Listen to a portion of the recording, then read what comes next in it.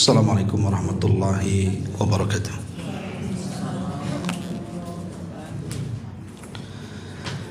Alhamdulillah wassalatu wassalamu ala Rasulillah wa ala alihi wa sahbihi wa mawalah wa la hawla wa la quwata illa billahi wa ba'du. Alhamdulillah, segala puja dan puji tentunya hanya milik Allah Jalla fi'ula. Salat dan juga salam kita hadiahkan kepada Rasul kita Nabi besar Muhammad sallallahu alaihi wa ala alihi wasallam. Hadirin dan hadirat yang dimuliakan Allah Subhanahu wa taala, tema di siang hari ini masih membicarakan tentang Siratul Mustafa alaihi salatu wassalam, bicara tentang sejarah dari perjalanan hidup Rasul sallallahu alaihi wasallam. Adapun tema yang kita akan bahas dari sejarah adalah mengenal istri-istri Nabi sallallahu alaihi wasallam dan sifat-sifat mereka. Kita tahu bahwa sebagian besar ulama sejarah mengatakan bahwa jumlah dari istri-istri Nabi sallallahu alaihi wasallam ada 11 wanita. Yang pertama tentu Khadijah bintu Khuwailid radhiyallahu anha. Kemudian yang kedua Saudah bintu Jam'ah radhiyallahu anha. Kemudian yang ketiga Aisyah bintu Abi Bakrin As-Siddiq radhiyallahu anha. Kemudian yang kelima Zainab bintu Huzaimah radhiyallahu anha. Mau buru-buru aja ya. Baik, yang keempat Hafsah bintu Umar radhiyallahu anha. Yang kelima Zainab bintu Huzaimah radhiyallahu anha. Kemudian yang keenam Ummu Salamah Hindun bintu Abi Umayyah Al-Mahzumiyah radhiyallahu anha. Kemudian yang nomor 7 Ummu Habibah Ramlah bintu Abi Sufyan radhiyallahu anha. Yang kedelapan Jauriyah bintu Al-Harith, nama aslinya Barah. Kemudian yang nomor 9 Maimunah bintu Al-Haris Al-Hilaliyah radhiyallahu anha.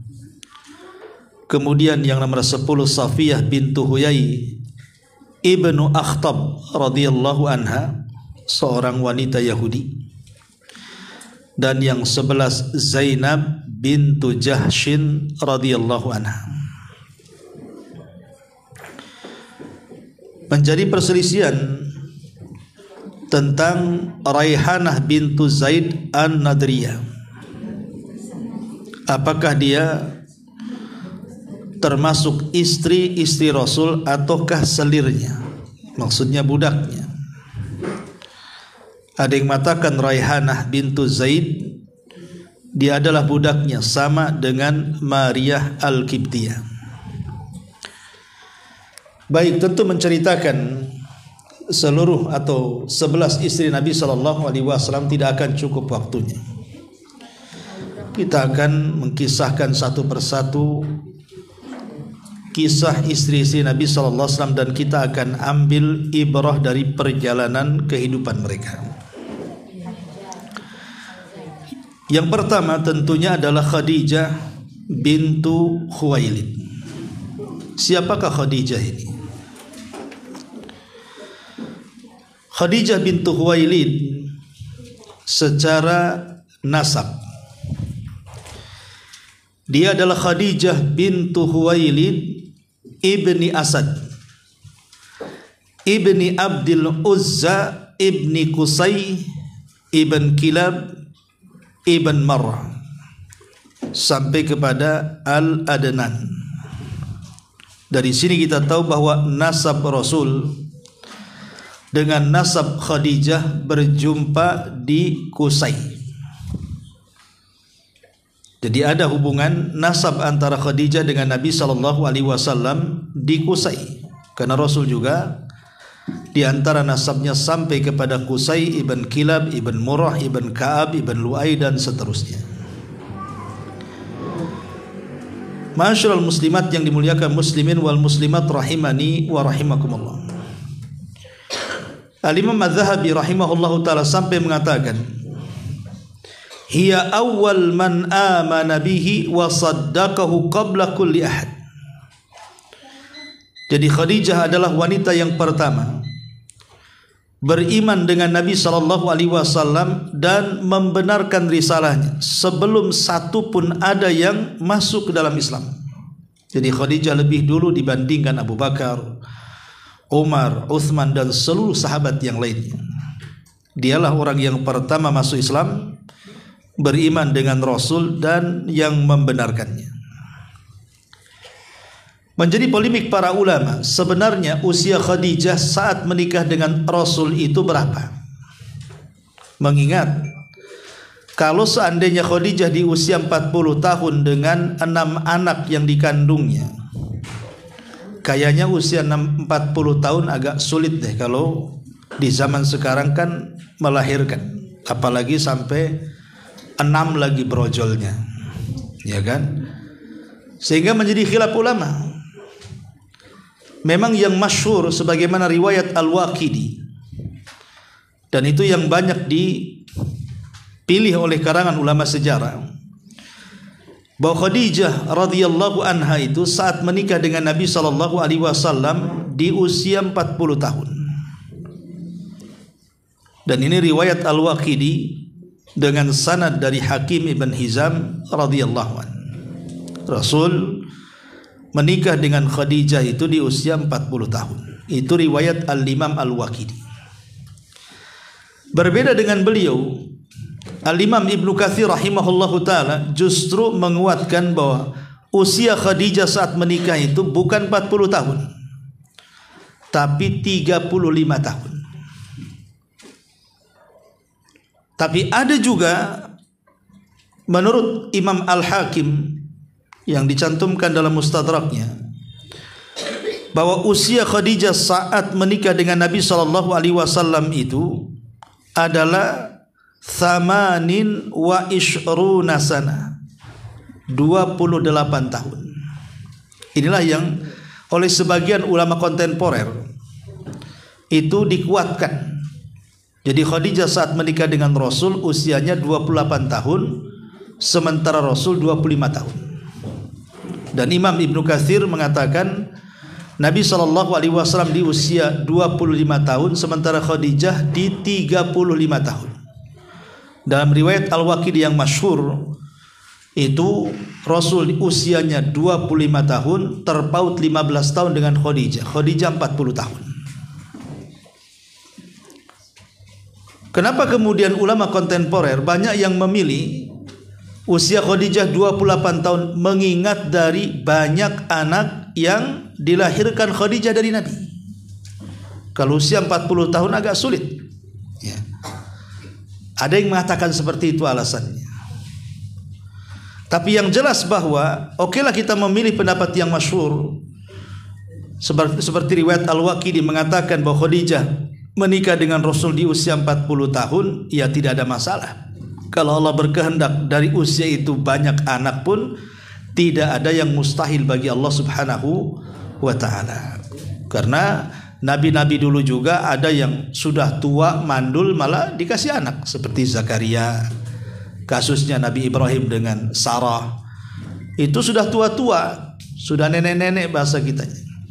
Tetapi kalau Allah Subhanahu wa ta'ala menghendaki sesuatu, yakun fayakun. Idza aradallahu syai'an an yaqula lahu kun fayakun.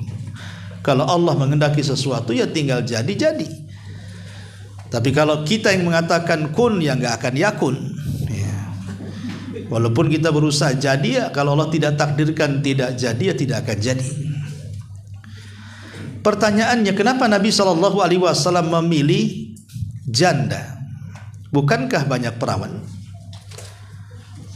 Sehingga kemudian menjadi sebuah pertanyaan, mana yang lebih utama? Seorang laki-laki menikah dengan anak dara ataukah dengan janda? Di sana ada hadis dari Jabir bin Abdullah radhiyallahu an. Jabir bin Abdullah radhiyallahu an ketika itu baru saja menikah. Kemudian berjumpa dengan Nabi SAW. Jadi Rasul bertanya, Jabir, apakah engkau sudah menikah? Kata Jabir, sudah wahai Rasul. Karena nampak berseri-seri kan gitu. Kemudian Rasul bertanya, bik'aran aw thayyiba? Kau menikah dengan anak dara ataukah dengan janda? Kau menikah dengan gadis atau dengan janda? Kata Jabir bin Abdullah radhiyallahu an, aku menikah dengan janda wahai Rasul. Lihat, Nabi SAW menikah dengan Khadijah juga janda. Sahabat Rasul Jabir bin Abdullah menikah juga dengan janda. Seolah-olah janda lebih baik dibandingkan perawan. Tetapi para ulama mengatakan tidak demikian, karena ada hadis yang mengatakan Nabi SAW justru menyarankan menikah dengan gadis. Alasannya supaya engkau bisa bermain dengan dia dan dia bermain dengan kamu, engkau bisa tertawa dengan dia dan dia bisa tertawa dengan kita. Dan umumnya menikah dengan gadis itu biasanya akan lebih setia kepada suaminya. Kenapa? Karena gadis itu dia tidak bisa membandingkan siapapun, sehingga cintanya hanya untuk suaminya saja. Beda dengan janda yang pernah menikah. Itu kalau seandainya menikah dengan suami barunya, kemudian suaminya ngasih gelang cuman 1 gram yang dulunya suami yang lama 1 kilo, itu akan jadi masalah itu. Ya, mesti dibanding-bandingkan. Suami dulu 1 kilo katanya, kamu pakai mikroskop aja nggak nampak tuh emasnya. Jadi itulah bedanya. Tapi kalau si gadis ini kan tidak mungkin mau bandingkan dengan siapa, dia satu-satunya. Sehingga dari sini kata para ulama, maksudnya menikah dengan janda bukan masalah afdol atau tidaknya. Menikah dengan janda itu sesuai dengan kebutuhan. Karena Jabir bin Abdullah radhiyallahu anhu ketika itu memiliki adik-adik sampai 9, semuanya perempuan. Anak dulu kan rame-rame itu ya. Jangan zaman Nabi, zaman kita kecil-kecil orang kampung aja, walaupun pemerintah suruh KB tak mau KB. Banyak anaknya orang-orang dulu. Lah ayahnya Jabir meninggal di perang Uhud. Abdullah ibn Haram di sini. Sementara ibunya juga sudah meninggal. Jadi dia jadi ibu, jadi bapak bagi adik-adiknya. Makanya kemudian kalau dia mencari anak dara perawan, tentu akan menyulitkan mengurus adik-adiknya. Makanya dia mencari yang berpengalaman. Ya, yang berpengalaman siapa lagi kalau bukan janda? Maka menikahlah dia dengan janda. Baik, itulah cerita gadis janda pusing pula jadinya. Kita masuk kepada masalah lain. Intinya bahwa Khadijah radhiyallahu anha menikah dengan Nabi SAW diperselisihkan usianya. Ada yang mengatakan 40, ada yang mengatakan 35, ada yang mengatakan 28, tapi ada juga yang mengatakan 65. Ini keterlaluan pendapat ini nih. Masa Rasul nikah sama nenek-nenek. Makanya kemudian pendapat ini ditolak oleh para ulama. Yang mengatakan Khadijah usia 65, menikah dengan Rasul 25, ini ditolak pendapatnya oleh banyak kalangan ulama. Ma'asyiral muslimat yang dimuliakan Allah, muslimin wal muslimat rahimani wa rahimakumullah. Lah bagaimana Nabi SAW bisa menikah dengan Khadijah? Tentu berawal dari hubungan muamalah, berawal dari hubungan dagang. Karena ketika itu Khadijah mendengar ada anak muda yang diberikan kecerdasan dalam perniagaan. Setiap modal yang dipegangnya selalu mendapatkan keuntungan banyak. Disitulah dia tertarik. Karena biasanya cara pandang seorang pembisnis, tentu dia akan berpikir soal keuntungan. Makanya kemudian Khadijah ingin berkenalan dengan Nabi. Seperti apa sosoknya? Karena secara nama Nabi SAW yang sudah dikenal orangnya Shadiqul Amin. Tetapi pujian orang itu terkadang belum bisa dibuktikan kecuali dengan muamalah langsung dengan dia. Makanya Rasul mengatakan bahwa orang itu dianggap baik kalau dia teruji dalam 3 perkara. Pertama, teruji ketika dia berposisi menjadi tetangga. Teruji saat kemudian dia safar bersama kita. Kemudian teruji saat dia berniaga dengan kita. Kalau 3 ujian ini lulus, memang dia orang baik. Ketika bertetangga tidak banyak masalah dengan kita, dia baik orangnya. Ketika safar juga tidak ada masalah dengan kita, dia baik orang yang membantu kita. Saat muamalah juga sama, dia tidak mengkhianati kita. Kalau 3 ujian lulus, luluslah dia. Berarti dia orang baik. Karena belum tentu saat bertetangga baik, saat safar dia baik. Oh, waktu jadi tetangga bagus, saat safar bakhilnya setengah dewa, nggak mau bantu saudaranya. Oh, ketika safar baik Ustaz, ketika berniaga dia pula pengkhianat, membawa lari modal orang, dan begitu seterusnya. Jadi Khadijah radhiyallahu anha ingin membuktikan pujian manusia kepada Nabi SAW dengan bermuamalah dengan dia dengan sistem mudharabah. Khadijah yang memberikan, menggelontorkan modal, Nabi yang memainkan modalnya. Kemudian bagi hasil. Maka mulailah kemudian Nabi SAW dengan kepiawaian seorang pedagang dan akhlaknya yang luar biasa, menghasilkan pundi-pundi uang yang banyak dari perdagangan dengan Khadijah ini. Itulah ketertarikan awal Khadijah kepada Nabi SAW. Ya, selain daripada melihat akhlak, mukjizat, irhasat, keanehan-keanehan yang diceritakan oleh budak Khadijah, Maisarah, saat menemani perjalanan. Akhirnya singkat cerita Rasul pun menikah dengan Khadijah. Ini belum diangkat menjadi Nabi dan Rasul. Lah dari pernikahan keduanya inilah, maka kemudian Allah Subhanahu wa taala anugerahkan banyak keturunan. Inilah yang menjadikan Nabi SAW sangat mencintai Khadijah. Karena dari rahim Khadijah disitulah banyak keturunan Nabi. Sementara Nabi SAW menikah sampai 10 wanita setelahnya, tidak dianugerahi satu pun keturunan kecuali dari selirnya, Maria, budaknya. Tapi dari istri sahnya yang 10 wanita itu, hatta Aisyah sendiri yang gadis tidak diberikan keturunan. Itu yang menjadikan Nabi SAW tidak bisa melupakan Khadijah.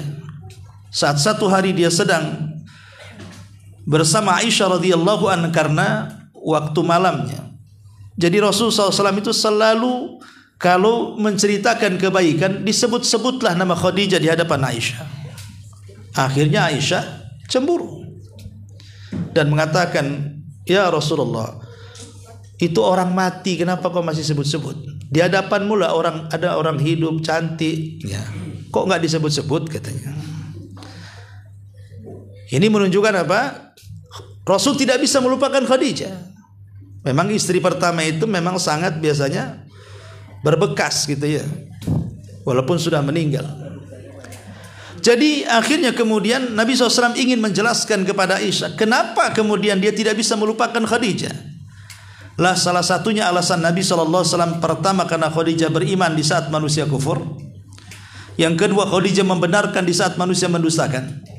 Khadijah mendermakan semua hartanya di saat manusia bakhil, dan dari rahimnya lah keluar keturunan. Itu alasan Nabi tidak bisa melupakan Khadijah, karena dari rahimnya lah lahir keturunannya. 2 laki-laki dan 4 perempuan. Pertama siapa? Qasim dari laki-laki. Ini anak pertama. Kemudian setelah Nabi SAW diutus menjadi Nabi dan Rasul, lahir lagi anak laki-laki namanya Abdullah, atau disebut dengan At-Tayyib, tapi juga dua-duanya meninggal. Kemudian Nabi SAW dianugerahi 4 perempuan. Pertama Zainab, yang kedua Ruqayyah, yang ketiga Ummu Kulsum, dan yang terakhir Fatimah. ada orang yang berdalil tentang bolehnya musik dengan dalil Nabi SAW ngasih nama anaknya Ummu Kulthum katanya. Kenapa? Karena di Mesir ada artis namanya Ummu Kulthum katanya. Jadi ada orang berdalil membolehkan musik, katanya Rasul membolehkan musik. Alasannya karena punya anak namanya Ummu Kulthum, persis seperti artis Mesir namanya Ummu Kulthum katanya. Ini kan pendalilan konyol. Rasul mana Ummu Kulthum di zaman Rasul dengan Ummu Kulthum di zaman sekarang yang beda zamannya. Ummu Kulthum zaman sekarang belum lahir kan itu ya. Jadi ini pendalilan yang sangat konyol, nggak sesuai dengan fakta sejarah. Intinya bahwa ini hanya pembenaran, bukan mencari kebenaran. Jadi Nabi SAW dari Khadijah ini memiliki 4 wanita. Lahir 4 wanita, dimulai dari Zainab, kemudian Ruqayyah, kemudian Ummu Kulthum, dan yang terakhir Fatimah. Tetapi dari keturunan yang kelak akan menjadi keturunan Nabi SAW sampai hari ini, bahkan sampai kiamat, hanya dari rahimnya Fatimah dengan Ali radhiyallahu anhu. Disitulah lahir Hasan, Husain, Muhsin, Ummu Kulthum, dan begitu seterusnya sampai hari ini. Baik, sedikit kita akan menjelaskan tentang akhlak Khadijah. Ini yang penting kalau kita bicara sejarah. Tentu yang paling penting adalah mengambil ibrah dan pelajaran. Karena kalau bicara sejarah itu bukan hanya sekedar sedap didengar, atau kadang-kadang didengar hanya untuk supaya cepat tidur. Ada itu yang komen di YouTube itu, enak dengar sejarah yang Ustadz jelaskan, karena kalau dengar Ustadz langsung tidur saya. Jadi komennya begitu di bawah itu. Jadi Ustadznya ngomong di YouTube dia tidur. Masa kayak gitu ngambil sejarah ya. Jadi ibrah dan pelajaran dari sejarah adalah ambil titik pelajarannya. Apa sih kalau kita berbicara Khadijah ini, apa yang kita bisa ambil dari sini? Baik, yang pertama, Khadijah bintu Khuwailid itu wanita yang tidak pernah menyusahkan suaminya. Jadi Khadijah itu dalam hidupnya tidak pernah membuat susah Nabi, walaupun sedetik, tidak pernah menyusahkan hati Nabi SAW. Dan itu terlihat saat Nabi SAW didatangi malaikat Jibril dalam hadis Abu Hurairah radhiyallahu an, dan itu diriwayatkan Imam Ibnu Qayyim Al-Jauziyah dalam kitab sejarahnya, mencantumkan riwayat Abu Hurairah tentang salamnya Jibril kepada Khadijah lewat Nabi SAW sebelum wafatnya. Jadi Jibril mengatakan kepada Nabi SAW, "Basyiri Khadijah bi baitin fil jannati min qasabin wala khasabin fihi wala nasab." Wahai Muhammad, kata Jibril, berikan kabar gembira ini kepada istrimu Khadijah atas sebuah rumah di sorga, rumah yang terbuat dari rotan yang tidak ada kebisingan di dalamnya dan tidak ada keletihan pula di dalamnya. Kalimat tidak ada kebisingan dan tidak ada keletihan karena Khadijah tidak pernah membuat bising Rasul dan tidak pernah membuat letih Rasul. Kalau ibu sebaliknya, ya, ibu dah mulutnya dah kayak tawon aja, suaminya bising hari-hari, ibu aja kan, ngomel sana sini sampai lari suaminya karena bising. Ya. Kemudian membuat lelah. Khadijah tidak pernah membuat lelah. Itulah kehebatan Khadijah, tidak pernah membuat Rasul bising dan tidak pernah membuat Rasul lelah. Dan ini sulit untuk dilakukan siapapun. Hatta di zaman sekarang istri-istri yang katanya istri soleha akan sulit dilakukan seperti ini. Dan ini satu kebiasaan yang luar biasa. Persis seperti Imam Ahmad rahimahullahu ta'ala, dia mengatakan bahwa istriku kalau melangkah tidak pernah bunyi dari kakinya karena dikhawatirkan mengganggu aktivitasnya. Dan aku seumur hidup, kata Imam Ahmad, tidak pernah berdebat sampai ajal kematiannya. Itu Imam Ahmad. Istrinya mau ngelangkah saja itu jangan sampai suaranya kedengaran. Ibu bukan kaki, mulut yang bersuara. Jengkel suaminya, ya. Jadi bahkan tidak pernah bertengkar sama sekali. Tapi sekarang ini suami istri dah sama saja. Kadang-kadang bukan mancing ikan, mancing keributan. Kadang masalah-masalah sepele yang bukan urgent dalam keluarga, orang bisa ribut. Contoh, gara-gara tidak ngangkat handphone, gara-gara tidak ngantar belanja, gara-gara mungkin tidak ngantar ke laundry atau apa gitu ya. Kadang-kadang jadi ribut tuh. Padahal Nabi SAW pernah ketika Allah tanamkan dalam hatinya untuk senang menyendiri, karena sudah melihat kondisi orang-orang musyrik itu teramat sangat buruk kondisinya, baik dari segi akidah, akhlak, muamal dan yang semacamnya. Jadi ditanamkan oleh Allah Subhanahu wa taala perasaan cinta untuk menyendiri, tidak bersosialisasi, karena ini semakin parah saja orang-orang musyrik. Sehingga ketika kemudian di usia 40 tahun dia izin kepada Khadijah untuk 1 bulan tafakur di sebuah gua yang namanya Gua Hira. 1 bulan loh tafakur, ndak balik. Ya tapi Khadijah ya biasa saja kan gitu. Biasa saja dia, artinya tidak menghalang-halangi. Ini 1 bulan mau ditinggal, itu pun ke gua. Coba kalau mamanya ada suami ibu bilang mau nongkrong di gua sebulan gitu kan. Apa nggak marah-marah ibu? Jangankan sebulan, 1 hari nggak nampak mukanya aja marah. Dari mana? Habis dari mana? Ya, kemana saja? Ma'asyiral muslimin wal muslimat rahimani wa rahimakum. Dari sini kita tahu, lihat bagaimana akhlak yang luar biasa. Khadijah bintu Khuwailid radhiyallahu anha. Dia tidak pernah menyulitkan suaminya. Bahkan sampai ketika Nabi SAW diperlihatkan oleh Allah bentuk Jibril dalam bentuk asli. Disebutkan para ulama ketika menjelaskan asbab nuzul surah Al-Mursalat. Dan surah Al-Mursalat itu surah Al-Mudaththir. Dan surah Al-Mudaththir itu ada yang mengatakan turun setelah Muzammil. Jadi surah pertama Al-Alaq itu pertama turun, kemudian surah Al-Muzammil, kemudian Al-Mudaththir. Tapi ada yang mengatakan bahwa tidak, bahwa setelah Al-Alaq adalah Al-Mudaththir. Al-Muzammil itu turun setelah Nun dan sebelum surah Al-Qiyamah. Ini perselisihan ulama tentang awal-awal surah turun. Jadi para ulama ketika membicarakan tentang sebab turun surah Al-Mudaththir itu, ketika Nabi SAW sudah 6 bulan tidak berjumpa dengan Jibril setelah pertemuan pertama di Gua Hira. Sehingga Nabi menyangka jangan-jangan orang yang berjumpa di Gua Hira itu jin, bukan malaikat atau setan. Sehingga Nabi SAW sesak dadanya, sehingga dia bolak-balik ke gua, nggak nampak itu malaikat Jibril itu. Setelah 6 bulan lewat, Rasul dadanya makin sesak karena tidak berjumpa lagi dengan orang baik itu. Tiba-tiba datang suara dari entah arah mana. Jadi dia nengok ke kanan nggak ada orang, ke kiri nggak ada orang, ke belakang nggak ada orang, ke depan nggak ada orang. Ini di mana orang yang manggil-manggil dia? Rupanya ketika mendongak ke atas, rupanya suara dari atas.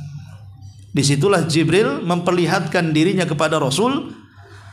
Dia sedang duduk di antara langit dan bumi, memiliki 600 sayap, yang 1 sayap panjangnya saddal ufuk, menutup langit. Disitulah Rasul gemetar luar biasa. Seumur umur melihat makhluk yang bersayap 600, 1 sayapnya menutup langit dari mulai terbit sampai terbenamnya matahari, menggigil Nabi. Ibaratnya ibulah atau bapak-bapak main ke hutan Jabal Uhud sana, ketemu dinosaurus, ya kan? Apa nggak menggigil kan gitu? Biasa ketemu kucing, ketemu ayam, sekali ketemu makhluk segede gitu, apa nggak tunggang langgang tuh? Lah itulah yang dilakukan Rasul, ketakutan dia. Pada dipanggil-panggil makin ketakutan, sampai akhirnya lari masuk ke rumah Khadijah. Ketika masuk di rumah, Maka dia panggil istrinya dan mengatakan, ya Khadijah, zammiluni zammiluni, dathiruni dathiruni. Ya Khadijah, selimuti aku, selimuti aku. Kalau muzammil itu selimut tebal, kalau mudathir itu selimut tipis bahasa Arabnya. Ya. Maka kemudian Khadijah pun menyelimuti Rasul. Kemudian dia pun masuk sekalian ke dalam selimut. Karena umumnya orang yang takut kalau masuk ke dalam selimut itu biasanya ngurangi takut lah. Kayak ibu yang takut setan, ya kan ibu ya. Ibu langsung masuk kamar diselimuti kan ngurang tuh. Ya, ngurang takutnya kan. Kadang-kadang sengaja dibuka sikit selimutnya kan. Nah, itu sendirian saja ngurangi rasa takutnya. Apalagi masuk suaminya di dalam, bu, makin hilang takutnya. Kalau berdua kan makin hilang takutnya. Jadi Nabi SAW itu ketika ketakutan diselimuti, Khadijah pun masuk sekali ke dalam selimut supaya Rasul agak kurang takutnya. Bukan hanya itu saja, bahkan Khadijah kemudian menasihati dan menghibur Rasul dan mengatakan, kalla wallahi la yuhzikallahu abada. Tenang wahai suamiku, orang sepertimu itu tidak mungkin dihinakan. Tidak mungkin ada kehinaan gara-gara berjumpa dengan makhluk seperti itu. Kenapa? Innaka latasilur rahim. Kau ini orangnya baik, suka menghubung silaturahim, kalau ngomong jujur, suka nolong, suka muliakan tamu, macam-macam disebutkan kebaikan Nabi SAW. Sampai betul-betul Nabi SAW turun emosinya. Khadijah tidak panik. Kalau ibu di posisi Khadijah mungkin ngomong, ya ngapain kau ke gunung kan gitu. Jadi masalah jadinya. Coba nggak ke gunung, nah, mungkin kalau ibu gitulah ya posisinya kan, dimarahi gitu.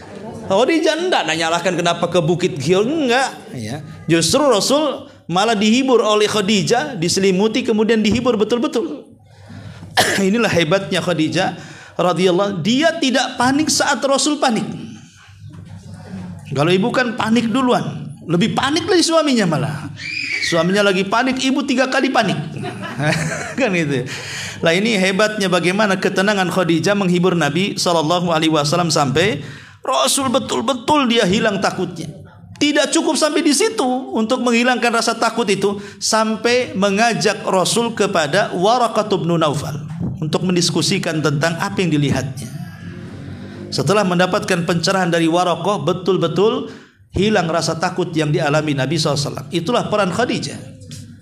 Luar biasa ketika menghibur Nabi kita Muhammad SAW. Pantas kalau seandainya Nabi mengatakan dalam riwayat Abdullah ibn Abbas radhiyallahu anhuma, afdalun nisa'i ahlil jannati Khadijah bintu Khuwailid wa Fatimah bintu Muhammad wa Maryam ibnatu Imran wa Asiyatu imra'atu Fir'aun.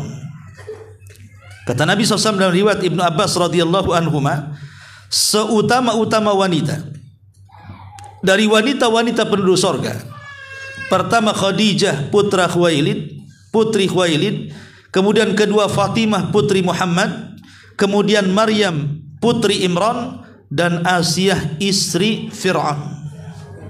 Itulah 4 wanita terbaik.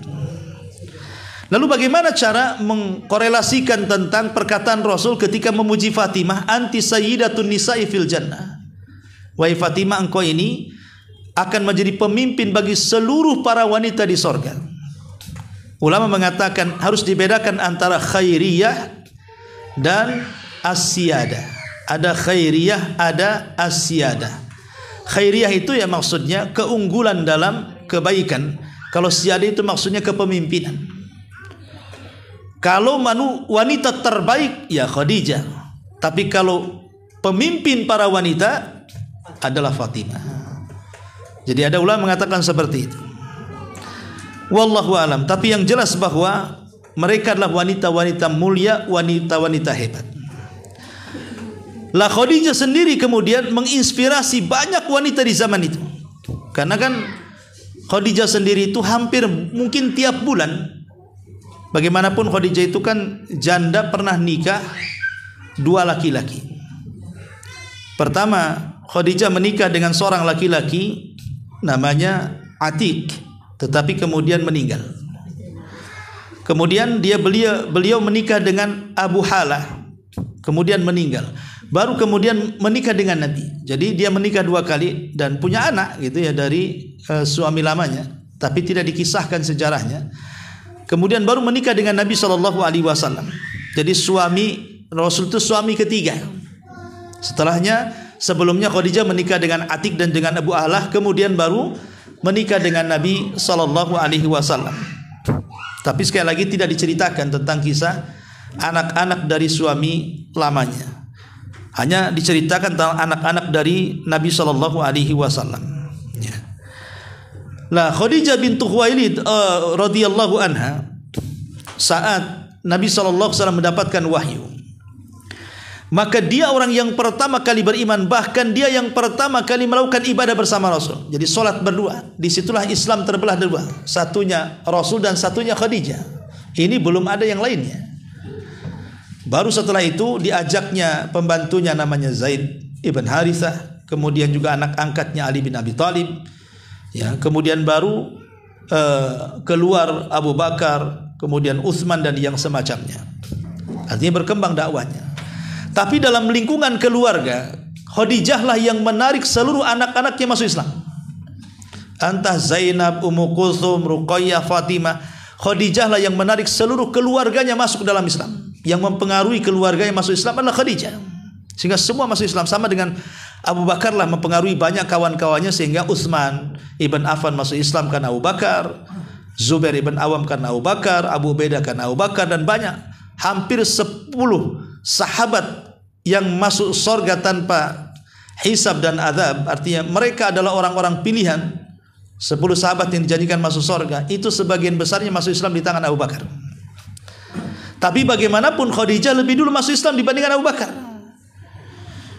Tapi sayangkan Khadijah sendiri memang dia tidak sempat ikut hijrah karena meninggal di tahun ke-10 setelah diangkatnya beliau menjadi Nabi. Bahkan tahun kematiannya menjadi kesedihan bagi Nabi sampai 1 tahun.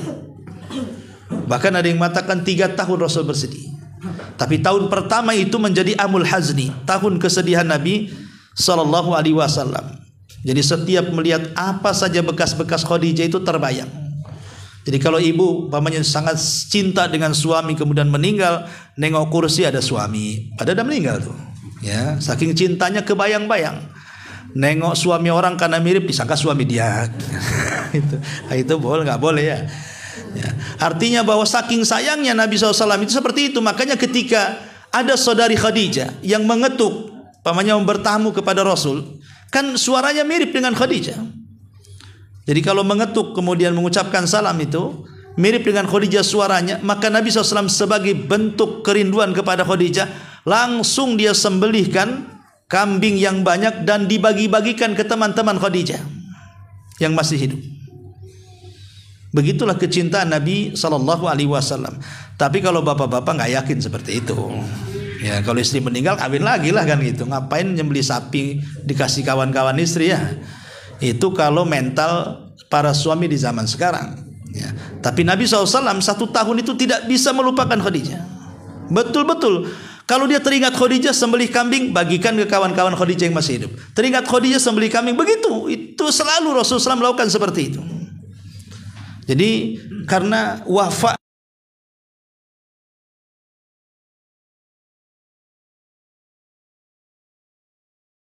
Khadijah bagi hati Nabi SAW. Makanya wajar saat menikah dengan Khadijah, Rasul kan tidak berpoligami. Rasul tidak berpoligami. Kenapa tidak berpoligami? Karena satu wanita itu sudah cukup mewakili banyak wanita di hati Nabi. Ya, makanya Rasul tidak menikah lagi. Apa sih yang kurang dari Khadijah? Dia cantik, wanita kaya, terhormat. Bahkan orang-orang Arab mengatakan wanita tahirah, suci. Karena di zaman jahiliyah orang nggak pakai jilbab. Dia sudah pakai jilbab Khadijah itu, sudah menutup aurat. Padahal Islam belum ada. Makanya orang-orang Arab apabila pulang atau masuk ke rumah Khadijah, mereka mengatakan dakhaltu minat tahirah wa kharajtu minat tahirah. Kami keluar dari wanita suci dan keluar dari rumah wanita suci. Begitulah bahasa orang-orang jahiliyah di zaman itu. Wajar kalau seandainya Nabi SAW terpikat luar biasa. Lah, Ketika Nabi SAW diangkat menjadi Nabi dan Rasul, kalau usia Khadijah itu 40 tahun ketika menikah, berarti usia Khadijah sudah 55 tahun. Sudah 55 tahun kan? Artinya sudah sepulah. Bahkan ketika terjadi hisar Bani Hashim. Hisar Bani Hashim itu pemboikotan atau pengepungan Bani Hashim selama 3 tahun. Disitulah Khadijah menghabiskan semua kekayaannya. Padahal sebelumnya Khadijah ini kalau kekayaannya dikumpulkan dan seluruh orang-orang kaya Mekah dikumpulkan hartanya, tetap masih kaya Khadijah. Saking kayanya Khadijah itu. Tapi habis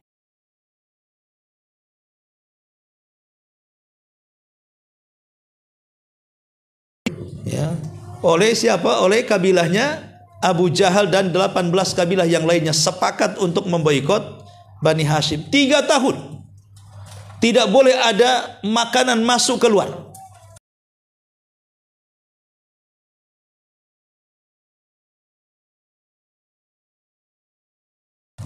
Memberi makan mereka. Sampai akhirnya, makanya wajar setelah kemudian terjadi pemboikotan ini, Khadijah mulai sakit-sakitan. Begitu juga Abu Thalib juga, yang memang juga sudah sepuh, juga sakit-sakitan. Maka tidak 3 tahun setelah pemboikotan itulah pertama Abu Thalib meninggal. Dan itu pukulan besar kepada Nabi SAW. Walaupun dia mati dalam posisi kafir, tapi bagaimanapun jasa besar Abu Thalib kepada Rasul tidak bisa dilupakan. Makanya itu pukulan berat kepada Nabi SAW. Yang kedua, Khadijah. Bahkan saat kemudian Khadijah ini sebelum wafatnya, dia sempat terpikir untuk membuatkan makanan kesukaan Nabi SAW. Harusnya istri seperti itu kan, dia harus tahu makanan kesukaan suami. Makanya Khadijah memberikan satu pelajaran kepada istri-istri, sampai ke kalau bisa seorang istri itu tahu ini suami suka makan apa, itulah masak. Jangan kesukaan ibu saja, akhirnya ibu yang gemuk, suami yang kurus. Ya. Lah Khadijah ini betul-betul hari sebelum wafatnya dia masak, dia ngadon roti, pokoknya apa yang disukai Nabi SAW dia buatkan. Setelah jadi makanannya itu, dia mencari Nabi SAW ada di mana. Cari ke barat, ke timur, ke selatan, ke utara, tidak ada. Sudah sepuh, sudah tua Khadijah itu. Kemudian dia dihabarkan Nabi ada di atas bukit katanya. Maka Khadijah kemudian naik, sudah tua atau membawa minum,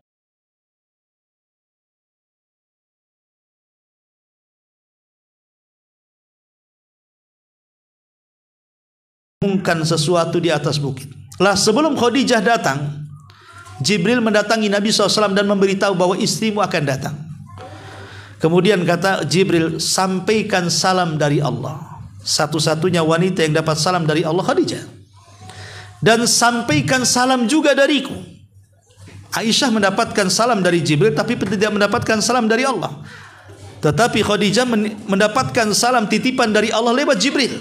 Kata Jibril, sampaikan kepada istrimu Khadijah salam dari Allah dan dariku. Kemudian mengatakan seperti yang dikatakan tadi, wa basyir Khadijah bi baitin fil jannati min qasabin la khasaba fiha wala nasab. Dan sampaikan juga kabar gembira kepada Khadijah bahwa dia akan mendapatkan satu rumah di sorga yang penuh dengan kebahagiaan, tidak ada kebisingan dan tidak ada kepenatan di dalamnya. Kemudian Jibril melihat Khadijah sudah muncul, dia kemudian pergi dari sisi Rasul. Kemudian Khadijah mendekati Rasul. Khadijah melihat kayaknya ada kepenatan di wajah Nabi itu. Karena kan habis pemboikotan kan tentu pusing sekali mikir gitu ya. Sehingga wajah Rasul itu terkesan banyak masalah. Khadijah paham. Ini kehebatan Khadijah ini. Ketika melihat raut muka Rasul banyak masalah, itu sebelum wafatnya tuh. Khadijah kemudian mengingatkan kembali tentang wasiat Waraqah ibn Naufal. Jangan sedih wahai suamiku. Kau masih ingat perkataan Waraqah ibn Naufal? Bersabarlah. Kemudian Khadijah pun memeluk Nabi SAW. Ketika itu sudah tidak bernafas lagi. Saat dipeluk lama, Khadijah meninggal. Makanya Khadijah meninggal di pelukan Rasul, sementara Rasul sallallahu alaihi wasallam meninggal di pelukan Aisyah ummul mukminin radhiyallahu anha. Ma'asyiral muslimin wal muslimat rahimani wa rahimakumullah. Baik, secara umum saja kelebihan Khadijah. Pertama, Khadijah adalah wanita yang sangat dicintai Nabi sallallahu alaihi wasallam, dan wanita yang pertama kali beriman, dan wanita yang pertama kali membenarkan, dan wanita yang pertama kali menghabiskan hartanya untuk perjuangan di jalan Allah Subhanahu wa taala. Sebagaimana sudah dijelaskan. Yang kedua, beliau adalah wanita yang mendapatkan salam langsung dari Allah Subhanahu wa taala dan kabar gembira sorga serta keridhaan Allah Subhanahu wa taala yang sudah dijelaskan. Kemudian yang ketiga, memiliki akhlak sabar. Sabar saat terjadi hisar tadi, pengepungan, pemboikotan yang dilakukan 18 kabilah dipimpin Abu Jahal ketika pengepungan Bani Hashim. Khadijah sangat sabar sekali sampai menghabiskan harta kekayaannya untuk membantu satu kabilah Bani Hashim. Kemudian juga dia sabar ketika mendidik anak. Khadijah orang yang paling sabar, anaknya banyak, tapi dia sabar mendidik anak-anaknya. Apalagi kita tahu bahwa anak pertamanya anak keduanya Ruqayyah baru saja menikah, diceraikan oleh Utbah putranya Abu Lahab. Kemudian Ummu Kulthum juga sama, dicerai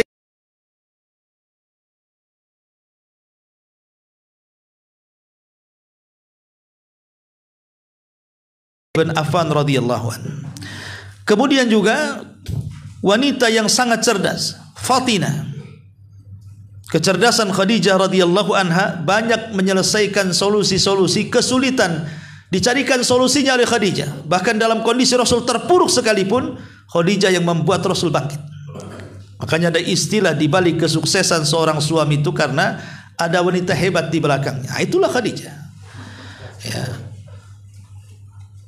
Gimana Pak Edi? Oh ya.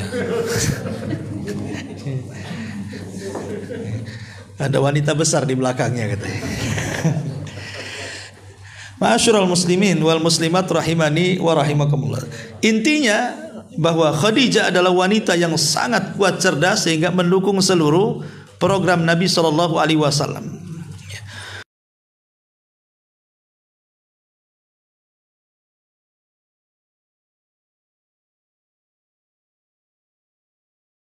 Wafa bila hudud. Jadi memberikan kebaikan berlipat kepada Khadijah tanpa batas. Sampai setelah wafatnya pun Rasul senantiasa berbuat baik untuk Khadijah. Jadi Rasul selalu menyembelih kambing dan bersedekah. Untuk siapa pahalanya? Untuk Khadijah. Ya. Makanya gitu juga mungkin para suami yang ditinggal meninggal istrinya atau sebaliknya. Maka cara kemudian menyayangi orang-orang yang sudah meninggal adalah dengan cara bersedekah. Bantu orang-orang fakir miskin, kemudian kirim pahala kepada mereka. Karena ada dua perkara yang sepakat para ulama, tidak ada khilaf.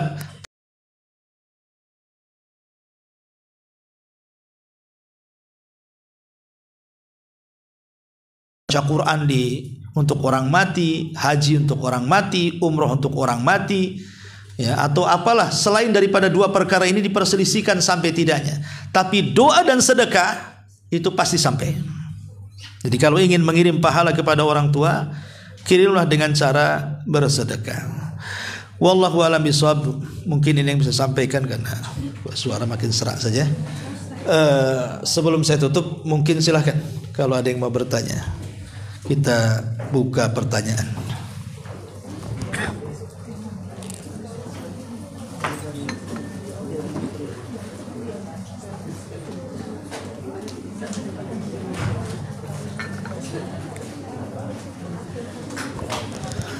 Baik, kalau tidak kita tutup. Subhanakallahumma bihamdika asyhadu an la ilaha illa anta astaghfiruka wa atubu ilaik.